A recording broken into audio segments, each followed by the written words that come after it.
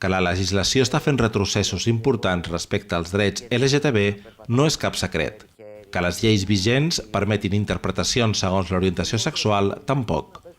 Aquest mes de febrer, el Tribunal Suprem va dictar una sentència en la que s'anul·lava la inscripció per part d'una parella d'homes de 2 nens de 5 anys al registre civil, emparant-se en la llei vigent que va aprovar-se el 1957 i només ha tingut algunes revisions parcials.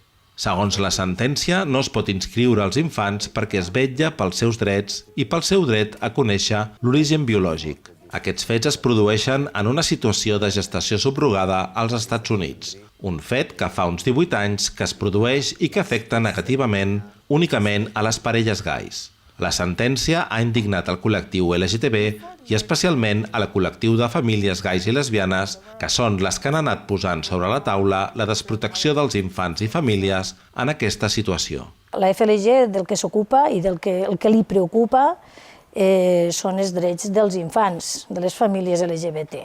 Partint d'aquesta base, nosaltres el que ens interessa és protegir aquests drets, independentment de quin tipus de família vinguin els nens. Aleshores, nosaltres, al respecte d'això, ens sembla que s'està produint una enorme discriminació amb aquests nens.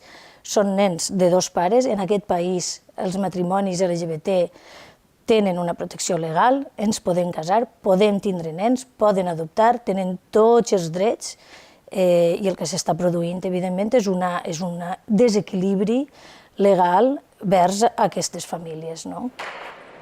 Segons les dades, només a Califòrnia, estat del naixement dels infants, neixen entre 500 i 1.000 infants l'any de famílies de l'estat espanyol que ho han fet per gestació subrogada i, segons les mateixes dades, un 85% d'aquestes famílies són heterosexuals.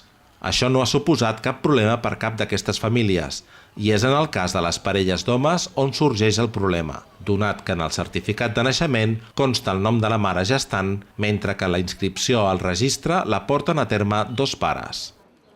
I han estat lluitant des del principi, des del primer dia, perquè no s'han volgut amagar mai, no? Ells han volgut anar sempre a les clares. Han tingut mantenir els 2 nens, són 2 nens bessons, i el problema va començar quan ells van decidir que no anaven a posar el nom d'una senyora com a mare gestant d'aquells fills.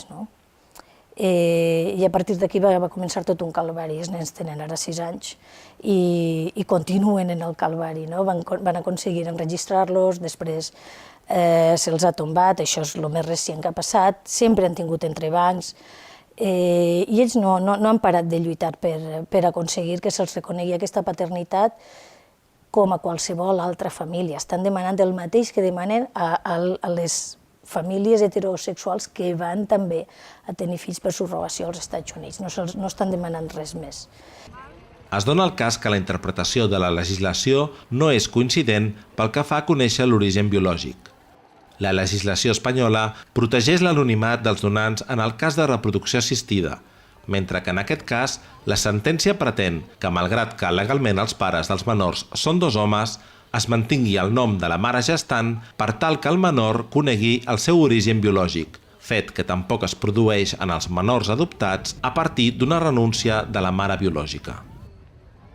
Jo estic per dir-te que és una discriminació per homofòbia claríssima. Nosaltres no tenim cap dubte en aquest respecte.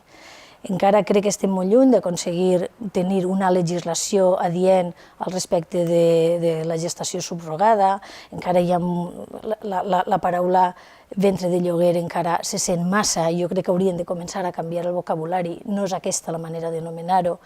Si està ben regulat, és una manera més d'accedir a la paternitat o a la maternitat. Hi ha moltes dones que també volen accedir mitjançant aquestes tècniques. I tant si ens sembla bé com si no, aquesta tècnica està aquí, i està aquí per quedar-se, porta molts anys en marxa, i en vegada de fer atacs frontals de cara a aquest tipus de gestació, trobo que haurien de buscar una manera de regular-ho i de tenir-ho aquí en el nostre país. Les lleis segueixen tenint buits legals que permeten interpretacions discriminatòries. Hi ha lleis que no han avançat tant com la realitat social i permeten situacions desiguals.